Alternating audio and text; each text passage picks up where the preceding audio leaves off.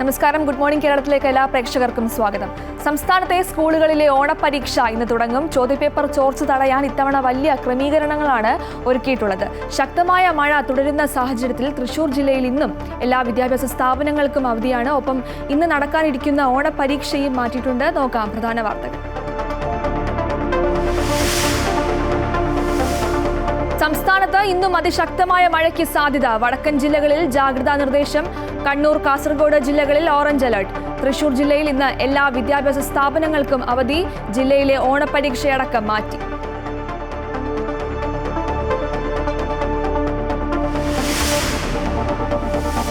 സംസ്ഥാനത്തെ സ്കൂളുകളിലെ ഓണപരീക്ഷയ്ക്ക് ഇന്ന് തുടക്കം. ചോദ്യപേപ്പർ ചോർച്ച തടയാൻ നടപടി. പരീക്ഷ തുടങ്ങുന്നതിന് അരമണിക്കൂർ മുന്നേ മാത്രമേ ചോദ്യപേപ്പർ അടങ്ങിയ കവർ പൊട്ടിക്കാവൂ എന്ന് സ്കൂളുകൾക്ക് നിർദ്ദേശം.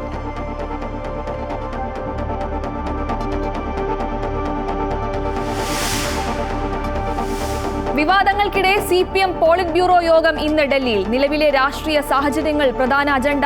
കത്ത് വിവാദം ചർച്ചയായേക്കും. ആരോഗ്യ പ്രശ്നങ്ങളെ തുടർന്ന് മുഖ്യമന്ത്രി പങ്കെടുക്കില്ല.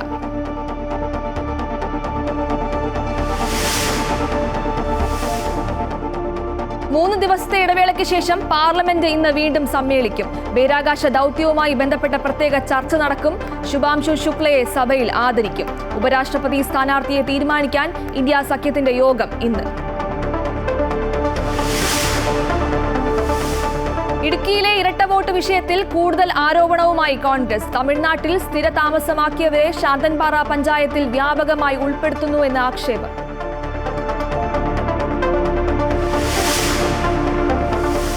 2 ദിവസത്തെ സന്ദർശനത്തിനായി ചൈനീസ് വിദേശകാര്യമന്ത്രി ഇന്ന് ഇന്ത്യയിൽ. അതിർത്തി തർക്കമടക്കം നിർണായക വിഷയങ്ങളിൽ ചർച്ച നടത്തും. അമേരിക്കൻ പ്രസിഡന്റ് ഡൊണാൾഡ് ട്രംപിന്റെയും യുക്രൈൻ പ്രസിഡന്റ് വ്ളാഡിമിർ സെലൻസ്കിയുടെയും കൂടിക്കാഴ്ച ഇന്ന് വൈറ്റ് ഹൌസിൽ. സമാധാന കരാറിൽ യുക്രൈന് US-ന്റെ പിന്തുണ.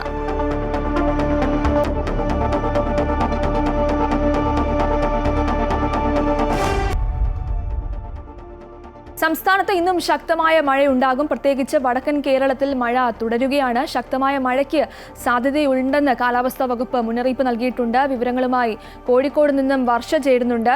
വർഷ, വടക്കൻ ജില്ലകളിൽ അതിശക്തമായ മഴയ്ക്ക് മുന്നറിയിപ്പുണ്ട്. അതോടൊപ്പം തന്നെ ഇന്ന് തൃശ്ശൂരിലെ ഓണപരീക്ഷയെല്ലാം ശക്തമായ മഴയെ തുടർന്ന് മാറ്റിവെച്ചിട്ടുണ്ട്. എന്തൊക്കെയാണ് വിവരങ്ങൾ?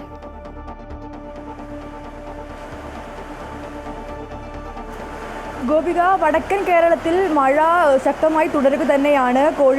കോഴിക്കോട് ഇന്ന് യെല്ലോ അലേർട്ടാണ് പ്രഖ്യാപിച്ചിരുന്നതെങ്കിലും കോഴിക്കോട് ഓറഞ്ച് അലേർട്ടിന് സമാനമായ മഴ തന്നെയാണ് രാവിലെ മുതൽ ലഭിക്കുന്നത്. നിലവിലിപ്പോൾ കണ്ണൂർ, കാസർഗോഡ് ജില്ലകളിലാണ് ഓറഞ്ച് അലേർട്ട് പ്രഖ്യാപിച്ചിട്ടുള്ളത്. കോഴിക്കോട്, വയനാട്, മലപ്പുറം ജില്ലകളിൽ യെല്ലോ അലേർട്ടാണ്. എങ്കിലും കോഴിക്കോട് ഉൾപ്പെടെയുള്ള മറ്റ് ജില്ലകളിലെല്ലാം ഈ ഒരു ഓറഞ്ചിന് സമാനമായ രീതിയിലുള്ള മഴ ലഭിക്കുന്നതാണ് നമുക്ക് ലഭിക്കുന്ന വിവരം. എന്തായാലും ഇനി വരും മണിക്കൂറുകളിലും മഴ ശക്തമാകുമെന്ന് തന്നെയാണ് കാലാവസ്ഥാ വകുപ്പിന്റെ മുന്നറിയിപ്പ്. ഒറ്റപ്പെട്ട ഇടങ്ങളിൽ അതിശക്തമായ മഴയ്ക്ക് സാധ്യതയുണ്ടെന്നും കാലാവസ്ഥാ വകുപ്പ് പ്രവചിക്കുന്നുണ്ട്. മറ്റൊരു പ്രധാനപ്പെട്ട കാര്യം മത്സ്യബന്ധന മേഖലയ്ക്ക് കൊടുത്ത നിർദ്ദേശമാണ്. കാരണം ശക്തമായ കാറ്റിന് സാധ്യതയുള്ളതിനാൽ മത്സ്യബന്ധനത്തിന് വിലക്ക് ഏർപ്പെടുത്തിയിട്ടുണ്ട്.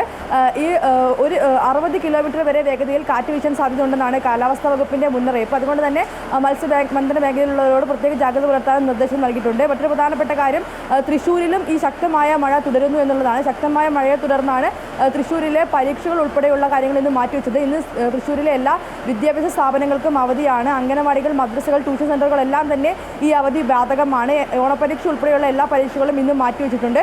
ഈ തീയതിയെല്ലാം ഇതിനുശേഷം അറിയിക്കുന്നുള്ളതാണ് അറിയിച്ചിട്ടുള്ളത്. എന്തായാലും ശക്തമായ മഴ തൃശ്ശൂരിലും വടക്കൻ കേരളത്തിലും ശക്തമായ മഴ തന്നെ തുടരുകയാണ്. ശരി, വടക്കൻ കേരളത്തിൽ മഴ തുടരുകയാണ്. കാസർഗോഡ്, കണ്ണൂർ ജില്ലകളിൽ ഇന്ന് ഓറഞ്ച് അലർട്ട് നൽകിയിട്ടുണ്ട്. വർഷയാണ് വിവരങ്ങൾ നൽകിയത്. സംസ്ഥാനത്തെ സ്കൂളുകളിലെ ഓണപരീക്ഷയ്ക്ക് ഇന്ന് തുടക്കം. ചോദ്യപേപ്പർ ചോർച്ച തടയാൻ ഇത്തവണ വിപുലമായ ഒരുക്കങ്ങളാണ് ഏർപ്പെടുത്തിയിട്ടുള്ളത്. പരീക്ഷ തുടങ്ങുന്നതിന് അരമണിക്കൂർ മുന്നേ മാത്രമേ ചോദ്യപേപ്പർ അടങ്ങിയ കവർ പൊട്ടിക്കാവൂ എന്ന് സ്കൂളുകൾക്ക് മാർഗനിർദ്ദേശം നൽകിയിട്ടുണ്ട്. ചോദ്യപേപ്പർ കൈകാര്യം ചെയ്യാൻ ജില്ലകളിൽ പ്രത്യേക സെല്ലിന് രൂപം നൽകിയിട്ടുണ്ട്. കഴിഞ്ഞ ഓണ, ക്രിസ്മസ് പരീക്ഷാ ചോദ്യപേപ്പറുകൾ ചില യൂട്യൂബ് ചാനൽ വഴി ചോർന്നിരുന്നു. CPM പോളിറ്റ് ബ്യൂറോ യോഗം ഇന്ന് ഡൽഹിയിൽ ചേരും. രാവിലെ 10 മണിക്ക് AKG ഭവനിലാണ് യോഗം ചേരുന്നത്. ആരോഗ്യ പ്രശ്നങ്ങളെ തുടർന്ന് മുഖ്യമന്ത്രി യോഗത്തിൽ പങ്കെടുക്കില്ല. നിലവിലെ രാഷ്ട്രീയ സാഹചര്യങ്ങളാണ് പ്രധാന അജണ്ട എങ്കിലും കത്ത് വിവാദം ചർച്ചയാകും. കേരളത്തിലെ നേതാക്കളുടെ സാമ്പത്തിക ഇടപാടുകൾ സംബന്ധിച്ച് വ്യവസായി പാർട്ടി നേതൃത്വത്തിന് നൽകിയ കത്ത് പുറത്തുവന്നത് പാർട്ടിക്ക് വലിയ തലവേദനയായിട്ടുണ്ട്. CPM സംസ്ഥാന സെക്രട്ടറി MV ഗോവിന്ദന്റെ മകനാണ് കത്ത് ചോർത്തിയത് എന്നാണ് കത്ത് നൽകിയ ചെന്നൈ വ്യവസായിയുടെ പരാതി. MV ഗോവിന്ദൻ കൂടി പങ്കെടുക്കുന്ന യോഗമായതിനാൽ വിഷയത്തിൽ നേതൃത്വം എന്ത് നിലപാട് സ്വീകരിക്കും എന്നുള്ളത് പ്രധാനമാണ്. കേന്ദ്ര നേതൃത്വം ഇതുവരെ ഇക്കാര്യത്തിൽ മറുപടിയൊന്നും നൽകിയിട്ടില്ല. വിവാദങ്ങൾക്കിടെ ഡിജിറ്റൽ സർവകലാശാലയുടെ ബോർഡ് ഓഫ് ഗവർണേഴ്സ് യോഗം ഇന്ന് ചേരും. ഡിജിറ്റൽ സർവകലാശാല താൽക്കാലിക VC ആയ ഡോക്ടർ സിസ തോമസിന്റെ നിയമനത്തിനുള്ള പ്രതിസന്ധി മൂലം യോഗം കഴിഞ്ഞ 3 മാസമായി നീട്ടിവച്ചിരിക്കുകയായിരുന്നു. സുപ്രീം കോടതി നിയമനം നീട്ടി നൽകാൻ തീരുമാനിച്ചതോടെയാണ് വീണ്ടും യോഗം ചേരുന്നത്. സർവകലാശാലയിൽ ഓഡിറ്റ് നടക്കുന്നില്ല എന്നും ക്രമക്കേടുകൾ നടക്കുന്നുവെന്നും VC ഗവർണർക്ക് നേരിട്ട് റിപ്പോർട്ട് നൽകിയത് വിവാദമായിരുന്നു. ഇക്കാര്യത്തിൽ ഓഡിറ്റ് റിപ്പോർട്ടിന് ഗവർണർ ശുപാർശയും ചെയ്തിരുന്നു. സർക്കാരിനെതിരായ ഈ നീക്കത്തിന് ഇടയിലാണ് ബോർഡ് ഓഫ് ഗവർണേഴ്സ് യോഗം ചേരുന്നത്.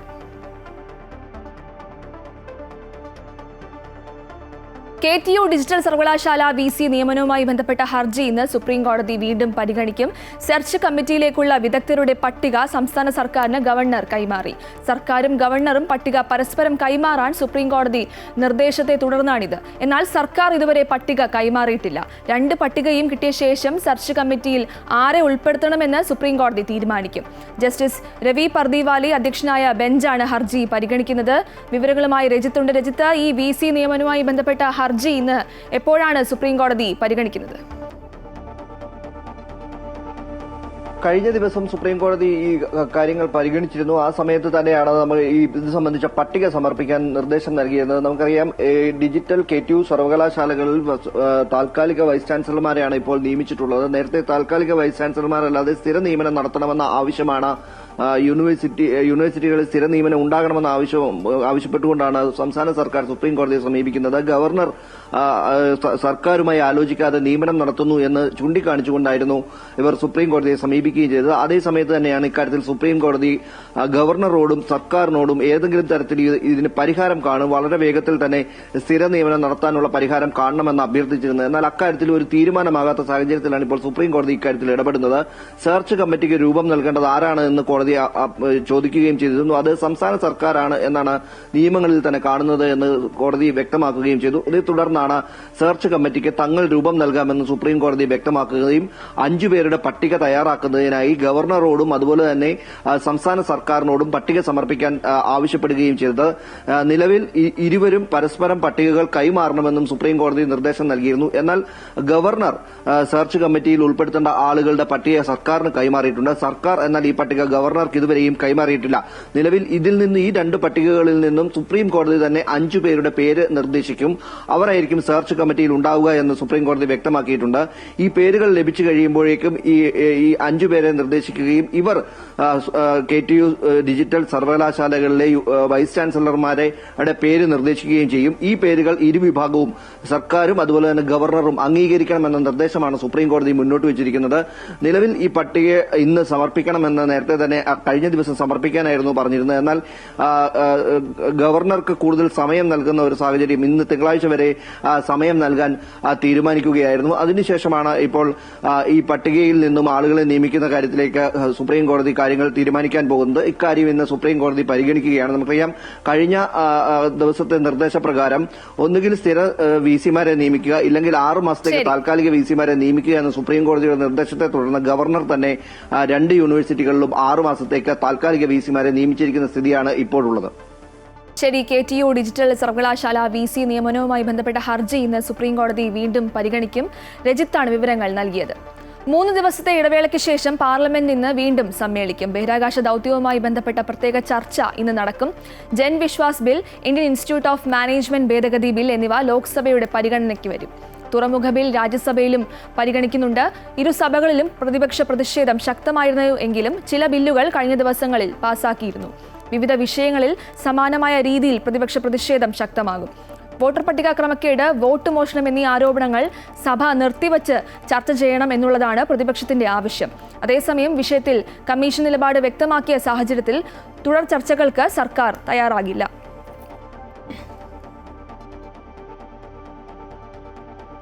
ഉപരാഷ്ട്രപതി സ്ഥാനാർത്ഥിയെ തീരുമാനിക്കാൻ ഇന്ത്യ സഖ്യം നേതാക്കളുടെ യോഗം ഇന്ന് ചേരും. കോൺഗ്രസ് അധ്യക്ഷൻ മല്ലികാർജ്ജുൻ ഖർഗെയാണ് യോഗം വിളിച്ചിട്ടുള്ളത്. വോട്ടർ പട്ടിക വിവാദവും വോട്ട് മോഷണ ആരോപണങ്ങളും ഉൾപ്പെടെയുള്ള വിഷയങ്ങളിലെ തുടർ പരിപാടികളും ഇന്ന് ചർച്ചയാകും. വിവരങ്ങളുമായി കെ പ്രശാന്ത് ചേരുന്നുണ്ട്. പ്രശാന്ത്, ഉപരാഷ്ട്രപതി സ്ഥാനാർത്ഥിയെ തീരുമാനിക്കാൻ ഇന്ത്യ സഖ്യം നേതാക്കളുടെ യോഗം ഇന്ന് ചേരുന്നുണ്ട്. ഖർഗെയുടെ അധ്യക്ഷതയിലാണ് യോഗം ചേരുന്നത്. എപ്പോഴായിരിക്കും യോഗം ചേരുക?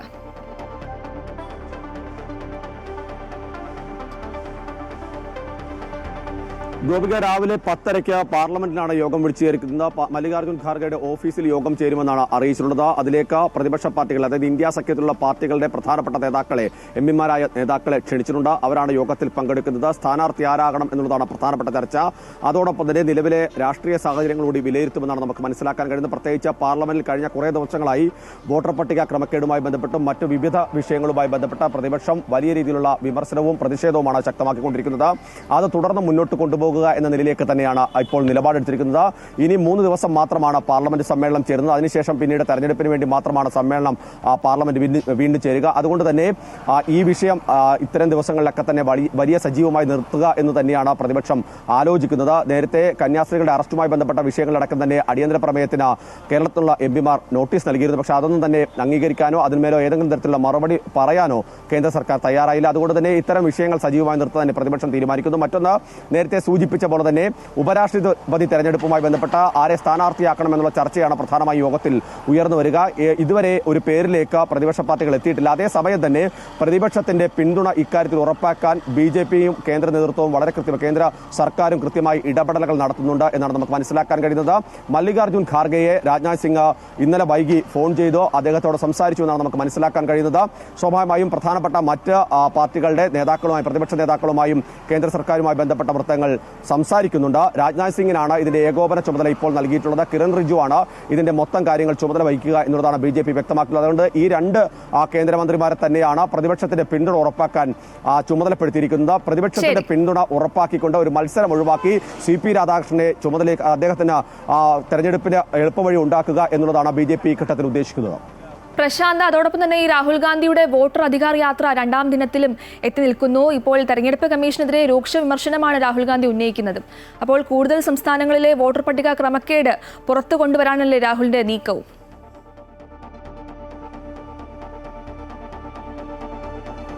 പ്രധാനമായും SIRുമായി ബന്ധപ്പെട്ടാണ് രാഹുൽ ഗാന്ധി പ്രതിഷേധം കടുപ്പിച്ചിരിക്കുന്നത്. പ്രത്യേകിച്ച് ബീഹാറിലാണ് ആ വിഷയം നിലനിൽക്കുന്നത്. ബീഹാറിൽ നടക്കുന്ന വോട്ടർ അധികാര യാത്രയുമായി ബന്ധപ്പെട്ട ഈ വിഷയം സജീവമായി നിർത്തുകയും ജനങ്ങളെ കൂടുതൽ ബോധവാന്മാരാക്കുകയും ചെയ്യുക എന്നുള്ളതാണ് കോൺഗ്രസും രാഹുൽ ഗാന്ധിയും ഉദ്ദേശിക്കുന്നത്. ഇന്ന് അമ്പയിൽ നിന്നാണ് യാത്ര ഇന്ന് തുടങ്ങുന്നത്.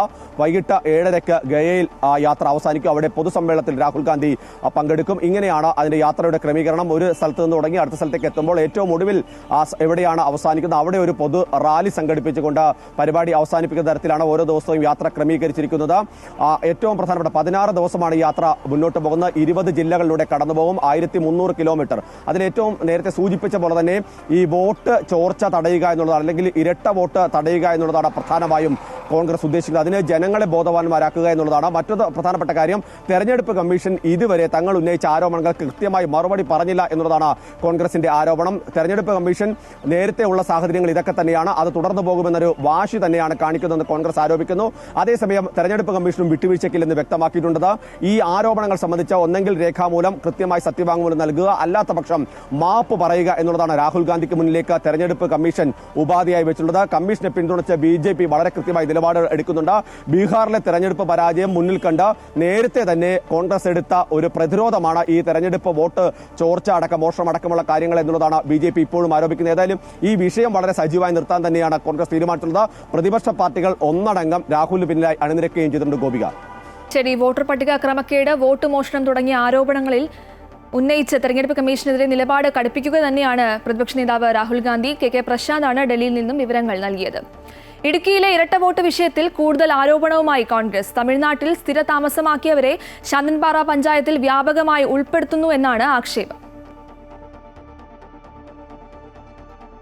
ഇടുക്കി ശാന്തൻപാറയിലെ തോട്ടം തൊഴിലാളികളുടെ തമിഴ്നാട്ടിലെ ബന്ധുക്കളെ വോട്ടർ പട്ടികയിൽ തിരികെ കയറ്റുന്നതായാണ് ആക്ഷേപം. ഇതുവരെ കേരളത്തിൽ വന്നിട്ടില്ലാത്തവർ പോലും ലിസ്റ്റിൽ ഇടം പിടിച്ചതായി കോൺഗ്രസ് നേതാക്കൾ ആരോപിക്കുന്നു. പുതിയ അപേക്ഷകളിൽ നേരിട്ട് ഹിയറിംഗ് നടത്തി നടപടി സ്വീകരിക്കാതെ CPM പ്രാദേശിക നേതാവിന്റെ നിർദ്ദേശപ്രകാരം ഉദ്യോഗസ്ഥർ തീരുമാനമെടുക്കുകയാണ്. ഈ ഹിയറിംഗ് സമയത്ത് ഞങ്ങൾ ഈ പറഞ്ഞ ആരോപണം ഉന്നയിച്ചിരിക്കുന്ന ഉദ്യോഗസ്ഥനെ സപ്പോർട്ട് ചെയ്തും ഈ കൊടുക്കുന്ന പാർട്ടി ഓഫീസിൽ നിന്ന് കൊടുക്കുന്ന അതായത് 10ഉം 50ഉം ഹിയറിംഗ് പേപ്പറുകൾ ബൾക്കായിട്ട് കൊണ്ടേ കൊടുത്ത് ആളുകളില്ലാത്ത സമയത്ത് ചെയ്ത് വോട്ട് അപ്രൂവലാക്കുന്ന നടപടിയാണ് ചെയ്തുകൊണ്ടിരിക്കുന്നത്. ശാന്തൻപാറ പഞ്ചായത്തിലെ മുള്ളൻതണ്ട്, പുത്തടി, പേത്തൊട്ടി, ആനയിറങ്കൽ, വേട്ടുവാൻപാറ തുടങ്ങിയ തമിഴ് ഭൂരിപക്ഷ മേഖലകളിലാണ് വ്യാപകമായി ക്രമക്കേട് നടക്കുന്നത്. പഞ്ചായത്തിലെ തൊഴിലുറപ്പ് AE പ്രവർത്തിക്കുന്ന CPM നേതാവ് ഹിയറിംഗ് ഉദ്യോഗസ്ഥനെ കൊണ്ട് ക്രമക്കേടുകൾ നടപ്പിലാക്കുകയാണെന്നും കോൺഗ്രസ് നേതാക്കൾ ആരോപിക്കുന്നു. പുതിയ വാർഡ് വിഭജനം നടത്തിയതിൽ ക്രമക്കേടുണ്ടെന്നും പുതിയ വോട്ടർ പട്ടിക ഇറങ്ങുമ്പോൾ ഇലക്ഷൻ കമ്മീഷന് പരാതി നൽകുമെന്നും ഇവർ പറഞ്ഞു. അമൃത ന്യൂസ്, ഇടുക്കി. കൊച്ചിയിൽ നിന്ന് ഡൽഹിയിലേക്ക് പുറപ്പെടേണ്ടിയിരുന്ന വിമാനം തെന്നി മാറിയതായി ഹൈബി ഈഡൻ MPയുടെ ഫേസ്ബുക്ക് പോസ്റ്റ്. എയർ ഇന്ത്യയുടെ AI 504 വിമാനം റൺവേയിൽ നിന്ന് തെന്നി മാറിയതിനെ തുടർന്ന് ടേക്ക് ഓഫ് നിർത്തിവച്ചു എന്നാണ് അറിയുന്നത്. ഹൈബി ഈഡൻ MPയും കുടുംബവും MPമാരായ ആന്റണി, ജെബി മേത്തർ എന്നിവർ വിമാനത്തിലുണ്ടായിരുന്നു. എഞ്ചിൻ തകരാറാണ് കാരണമെന്നാണ് സൂചന. രാത്രി 10:15 ബോർഡിംഗ് ആരംഭിച്ച വിമാനം ടേക്ക് ഓഫിനായി റൺവേയിലേക്ക് നീങ്ങുമ്പോഴാണ് സംഭവം.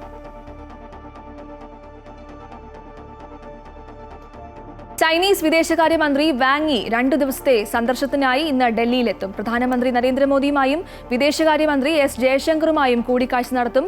ഇന്ത്യക്കും ചൈനയ്ക്കും ഇടയിലെ അതിർത്തി തർക്കം പരിഹരിക്കാനുള്ള സംയുക്ത യോഗത്തിൽ നാളെ വാങ് യി പങ്കെടുക്കും.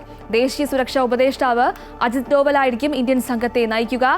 ഷാങ്ഹായ് സഹകരണ ഉച്ചകോടിക്ക് പ്രധാനമന്ത്രി ചൈനയിലേക്ക് പോകാൻ ഇരിക്കെയാണ് വാങ് യി ഇന്ത്യയിലെത്തുന്നത്.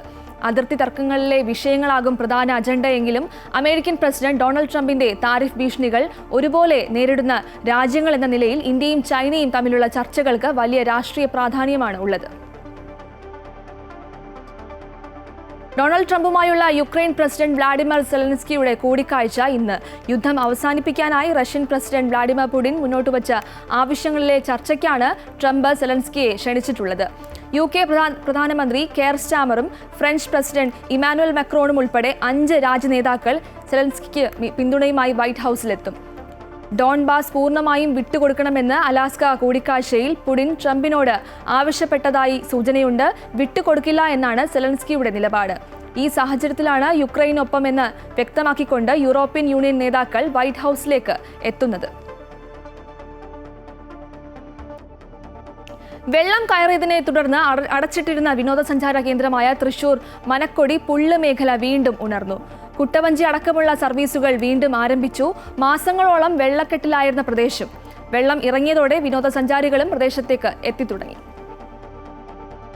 പ്രകൃതി രമണീയമാണ് മനക്കൊടി പുള്ള് പാടശേഖരം. അരിമ്പൂർ, ചാഴൂർ പഞ്ചായത്തുകൾ അതിർത്തി പങ്കിടുന്ന പ്രദേശത്തെ വിനോദസഞ്ചാര മേഖല. തട്ടുകടയിലെ ഭക്ഷണ വൈവിധ്യങ്ങൾ ആസ്വദിക്കാനും ശാന്തമായ അന്തരീക്ഷത്തിൽ സമയം പങ്കിടാനും ആളുകൾ സുഹൃത്തുക്കളുമായും കുടുംബവുമായും ഒഴുകിയെത്തുന്ന ഇടം. വെള്ളം കയറി റോഡടച്ചതിനെ തുടർന്ന് 2 മാസമായി ഇവിടെ വിനോദസഞ്ചാരികൾ എത്തിയിരുന്നില്ല. റോഡിലെ വെള്ളം ഇറങ്ങിയെങ്കിലും KLDCയുടെ കനാലിൽ കുളവാഴ, കരിവാരി, പായൽ എന്നിവ നീക്കം ചെയ്യുന്ന പ്രവൃത്തികൾ പൂർത്തീകരിച്ചിട്ടില്ല. തട്ടുകടകൾ തുറന്നതോടെ സഞ്ചാരികളും എത്തിത്തുടങ്ങി. ഇതോടെ പുള്ളിലെ വഞ്ചിക്കാരൻ എന്നറിയപ്പെടുന്ന പുള്ള് സ്വദേശി വന്നേരി വീട്ടിൽ ഷാജി 1.5 ലക്ഷത്തിലധികം രൂപ സ്വന്തം കയ്യിൽ നിന്ന് ചിലവഴിച്ചാണ് ചാലിലെ തടസ്സങ്ങൾ നീക്കിയത്. അപ്പോൾ എന്തെങ്കിലും അത്യാവശ്യം ഉണ്ടെങ്കിൽ ഒരു വട്ടം അവിടെ ഒരു ബണ്ടുമ്പോൾ ഇവിടുത്തെ ഒരാൾ കന്നാലിനാട്ടാൻ പോയതാണ്. ആൾ കാലൊടിഞ്ഞ് കിടന്നു അവിടെ.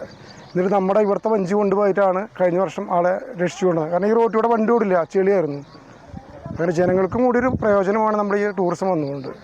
പിന്നെ ഇതുകൊണ്ട് ഇപ്പോൾ ഞാൻ ഇവിടെ വരുന്നതുകൊണ്ട് ഇഷ്ടംപോലെ തട്ടുകളിലൊക്കെ ആളുകൾക്കൊക്കെ കച്ചവടം കിട്ടുന്നുണ്ട്. ഐസ്ക്രീം വണ്ടി ഉണ്ട്. അപ്പോൾ ഈ ടൂറിസത്തിൻ്റെ അനുബന്ധിച്ച് കുറേ ആളുകൾ ഇവിടെ ജോലി ചെയ്തിട്ട് എല്ലാവർക്കും ഒരു ജീവിതമാർഗ്ഗമാണത്. 6 കുട്ടവഞ്ചി, 4 പെഡൽ ബോട്ട്, 2 കയാക്കിംഗ് എന്നിവ ഇവിടുത്തെ ജലവിനോദങ്ങളാണ്. 10 പേർ ഇതുമായി ബന്ധപ്പെട്ട് ഇവിടെ ജോലിയും ചെയ്യുന്നുണ്ട്. ലൈഫ് ജാക്കറ്റുകളും ലൈഫ് ഗാർഡുമാരും വിനോദസഞ്ചാരികളുടെ സുരക്ഷയ്ക്കായി ഒരുക്കിയിട്ടുണ്ട്. തികച്ചും ടൂറിസം മാനദണ്ഡങ്ങൾ പാലിച്ചാണ് ഇവിടുത്തെ പ്രവർത്തനങ്ങൾ. സമീപത്തു തന്നെ ഭക്ഷണ വൈവിധ്യങ്ങൾ നൽകുന്ന 7 തട്ടുകടകളുമുണ്ട്.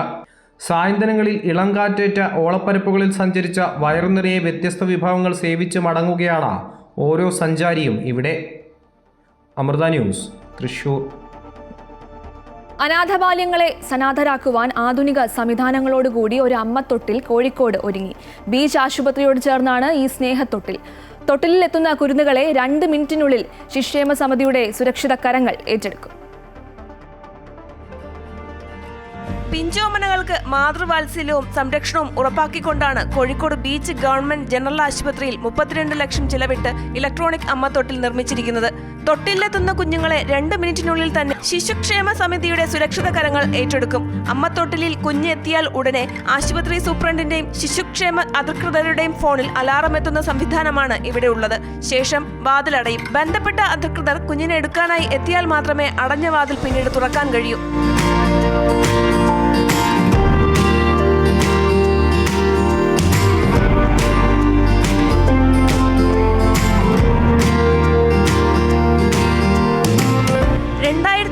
അമ്മത്തൊട്ടിലിന്റെ പണി ആരംഭിച്ചുവെങ്കിലും 6 വർഷങ്ങൾക്ക് ശേഷമാണ് പണി പൂർത്തിയായത്. മുറിയിൽ CCTV ഉണ്ടെങ്കിലും കുഞ്ഞിനെ തൊട്ടിലിൽ കിടത്തി പുറത്തിറങ്ങിയാൽ മാത്രമേ CCTV ഓൺ ആകൂ. അതുകൊണ്ട് തന്നെ കുഞ്ഞിനെ ഉപേക്ഷിക്കുന്നവരുടെ ഐഡന്റിറ്റിയും വെളിപ്പെടില്ല. ഇങ്ങനെ അതീവ സുരക്ഷയും രഹസ്യ സ്വഭാവവും ഉറപ്പാക്കിയിട്ടുണ്ട് അമ്മത്തൊട്ടിലിൽ. ഉപേക്ഷിക്കപ്പെടുക എന്ന വാക്ക് ഞങ്ങൾ ബോധപൂർവ്വം മാറ്റുകയാണ്. മറിച്ച് അമ്മത്തൊട്ടിൽ സുരക്ഷിതമായി കുട്ടിയെ ഏൽപ്പിച്ചു കൊടുക്കാനുള്ള മാർഗമായിട്ടാണ് അമ്മത്തൊട്ടിലിനെ നാം കാണേണ്ടതെന്നുള്ളതാണ്. ഇവിടെ കോഴിക്കോട് സ്ഥാപിക്കപ്പെട്ട അമ്മത്തൊട്ടിൽ ഏറ്റവും ആധുനികമായിട്ടുള്ള അമ്മത്തൊട്ടിലാണ്. അമ്മത്തൊട്ടിലിൽ എത്തുന്ന കുട്ടികളുടെ സുരക്ഷയടക്കമുള്ള കാര്യങ്ങളിലെ ആശങ്കകൾ കൂടി പരിഗണിച്ചാണ് പുതിയ രൂപകൽപ്പന. ഒരിക്കലും ഉപയോഗിക്കപ്പെടരുത് എന്നുള്ള ആഗ്രഹത്തിൽ തന്നെയാണ് നമ്മളിത് ഡിസൈൻ ചെയ്യുന്നത്. പക്ഷേ സൊസൈറ്റിയിൽ ഇത് മാറ്റി നിർത്താൻ പറ്റില്ല. ഇത് ഡിസൈൻ ചെയ്യുമ്പോഴത്തേക്ക് നമ്മുടെ ഫസ്റ്റ് പോയിന്റ് എന്ന് പറയുന്നത് ഇതിൽ കൊണ്ടുവരുന്ന ഒരു അമ്മയുടെ, ഒരു കുട്ടീനെ ആണെങ്കിൽ കൊണ്ടുവന്ന് വെക്കുന്ന ഒരു അമ്മയുടെ മാനസികാവസ്ഥയാണ് നമ്മൾ അനലൈസ് ചെയ്യുന്നത്. അപ്പം ആ അമ്മേനെ സംബന്ധിച്ചിടത്തോളം ഒരിക്കലും ഏറ്റവും അവസാനത്തെ ഒരു ഡിസിഷനായിട്ടായിരിക്കുമല്ലോ ഒരു കുട്ടീനെ ഉപേക്ഷിക്കാൻ വരുന്നത്. അപ്പം ആ കുട്ടീനെ ഇവിടെ കൊണ്ടുവന്ന് ഉപേക്ഷിക്കുന്ന സമയം അവരുടെ മനസ്സിലുള്ള സംഘർഷാവസ്ഥകളെ പരിഗണിച്ചിട്ടാണ് ഇതുപോലെ ഓരോ സ്ട്രക്ചറും ഡിസൈൻ ചെയ്തിട്ടുള്ളത്. ഇനിയൊരു കുഞ്ഞും തെരുവിലേക്ക് വലിച്ചെറിയപ്പെടരുത്. അങ്ങനെ ചിന്തിക്കുന്നവരുടെ മനം മാറ്റാൻ ഈ അമ്മത്തൊട്ടിൽ വഴിയൊരുക്കട്ടെ. അമൃത ന്യൂസ്, കോഴിക്കോട്. വിപണി വിലയിരുത്തലുമായി ധനകാര്യ ഓഹരി വിദഗ്ധൻ കെ ദിലീപ് ചേരുന്നുണ്ട്. ദിലീപ്, ഇന്നത്തെ വിപണി വിലയിരുത്തൽ എങ്ങനെയാണ്? ഇന്ന് നേട്ടത്തിലായിരിക്കും വ്യാപാരം തുടങ്ങുക. US ഇന്ത്യക്ക് മേൽ ഏർപ്പെടുത്തിയിട്ടുള്ള തീരുവയിൽ മാറ്റം വരുത്തിയേക്കും എന്നുള്ള ഒരു സൂചന കഴിഞ്ഞ ദിവസം നൽകിയതാണ് ഇന്നത്തെ വിപണിയിൽ നേട്ടത്തിലാകുമെന്നുള്ള പ്രതീക്ഷയ്ക്ക് അടിസ്ഥാനം. ആഗോള വിപണികളിലും മികച്ച രീതിയിൽ വ്യാപാരം പുരോഗമിക്കുന്നുണ്ട്. ഇന്ന് നമ്മുടെ വിപണിയിൽ നേട്ടത്തിൽ വ്യാപാരം തുടങ്ങുകയാണെങ്കിൽ വരും ദിവസങ്ങളിലും അത് തുടരാനുള്ള സാധ്യതയുണ്ട്. എന്തായാലും കഴിഞ്ഞ കുറച്ച് നാളുകളായി വിപണിയിൽ വലിയ തോതിലുള്ള വിൽപ്പന തുടരുകയും നഷ്ടത്തിലേക്ക് വ്യാപാരം അവസാനിപ്പിക്കുകയും ചെയ്യുന്ന ഒരു സാഹചര്യമായിരുന്നു ഉണ്ടായിരുന്നത്. ഇപ്പോൾ ലോകത്ത് മറ്റ് വിപണികളുമായി താരതമ്യം ചെയ്യുമ്പോൾ ഏറ്റവും മോശം പ്രകടനം കാഴ്ചവെക്കുന്ന വിപണി ഒന്നായി നമ്മുടെ വിപണി മാറുകയും ചെയ്തു. അതിന് ഏറ്റവും പ്രധാനപ്പെട്ട കാരണം വിദേശ നിക്ഷേപ സ്ഥാപനങ്ങൾ തുടരുന്ന വലിയ വിൽപ്പന തന്നെയാണ്. ഈ ഒരു മാസം തന്നെ ഇതുവരെ ഏതാണ്ട് 70,000 കോടി രൂപയുടെ വിൽപ്പനയാണ് വിദേശ നിക്ഷേപ സ്ഥാപനങ്ങൾ നടത്തിയത്. ഇത് അടുത്ത കാലത്തുണ്ടാകുന്ന ഏറ്റവും വലിയ വിൽപ്പനയുമാണ്. വരും ദിവസങ്ങളിലും വിപണിക്ക് പ്രോത്സാഹനജനകമായിട്ടുള്ള കാര്യങ്ങൾ സംഭവിക്കുകയാണെങ്കിൽ തീർച്ചയായും അത് വിപണി മുന്നോട്ട് നീക്കുന്നതിന് സഹായമാവുകയും ചെയ്യും. ഇപ്പോഴത്തെ ഈ ഒരു സാഹചര്യം വരും ദിവസങ്ങളിലും തുറന്നേക്കുമെന്ന് തന്നെയാണ് കരുതുന്നത്. ഇപ്പോൾ മുൻനിര സൂചിയായി നിഫ്റ്റിക്ക് 24,800 എന്നുള്ള നിലവാരമാണ് ഏറ്റവും പ്രധാനം. ആ ഒരു നിലവാരം ഭേദിച്ച് വ്യാപാരം നടക്കുന്ന ഒരു സാഹചര്യം ഉണ്ടാകേണ്ടതുണ്ടെങ്കിൽ മാത്രമേ സാങ്കേതികമായി മുന്നോട്ട് നീങ്ങുമെന്നുള്ള പ്രതീക്ഷയ്ക്ക് അടിസ്ഥാനമുള്ളൂ. മറിച്ചാണെങ്കിൽ 24,200 എന്നുള്ള നിലവാരമായിരിക്കും അടിസ്ഥാന നിലവാരമായി പ്രവർത്തിക്കുകയും ചെയ്യുക. എന്തായാലും വരും ദിവസങ്ങളിലും ഉയർന്ന തോതിലുള്ള കയറ്റങ്ങൾ വിപണിയിൽ പ്രതീക്ഷിക്കുകയും വേണം. ഇന്നെന്തായാലും നേട്ടത്തിലായിരിക്കും വ്യാപാരം തുടങ്ങുക. ശരി, കെ ദിലീപാണ് വിവരങ്ങൾ നൽകിയത്. കോഴിക്കോട് അമീബിക് മസ്തിഷ്ക ജ്വരം ബാധിച്ച് ചികിത്സയിൽ കഴിയുന്ന 3 മാസം പ്രായമുള്ള കുട്ടിയുടെ നില ഗുരുതരമായി തുടരുന്നു. കഴിഞ്ഞ 14 ദിവസമായി കുട്ടി കോഴിക്കോട് മെഡിക്കൽ കോളേജ് ആശുപത്രിയിൽ വെന്റിലേറ്ററിലാണ്. തലക്കുളത്തൂർ പഞ്ചായത്തിലെ യുവാവും രോഗലക്ഷണങ്ങളോടെ ചികിത്സയിലുണ്ട്. കഴിഞ്ഞ ദിവസം താമരശ്ശേരിയിൽ അമീബിക് മസ്തിഷ്ക ജ്വരം ബാധിച്ച് 4ാം ക്ലാസ്സുകാരി മരിച്ചിരുന്നു. എറണാകുളം ആലുവയിൽ എക്സൈസിന്റെ വൻ ലഹരിവേട്ട. 158 ഗ്രാം ഹെറോയിനുമായി ഇതര സംസ്ഥാനക്കാരൻ പിടിയിലായി. അസം സ്വദേശി ഹുസൈൻ സഹീറുൽ ഇസ്ലാമിനെയാണ് KSRTC ബസ് സ്റ്റാൻഡ് പരിസരത്ത് നിന്ന് എക്സൈസ് സംഘം പിടികൂടിയത്. വിപണിയിൽ 50 ലക്ഷം രൂപ വില വരുന്ന ലഹരിയാണിതെന്ന് എക്സൈസ് അറിയിച്ചു. ചെറിയ കുപ്പികളിലാക്കി വിൽപ്പനയ്ക്കായി വെച്ചിരിക്കുകയായിരുന്നു. ഓരോ കുപ്പിക്കും 3000 രൂപ വരെയാണ് ഈടാക്കിയത്. ഗുഡ് മോർണിംഗ് കേരളം ഇതോടെ പൂർണ്ണമാകുന്നു. കൂടുതൽ വാർത്തകൾക്കായി അമൃത ന്യൂസ് യൂട്യൂബ് ചാനൽ കാണുക. നമസ്കാരം.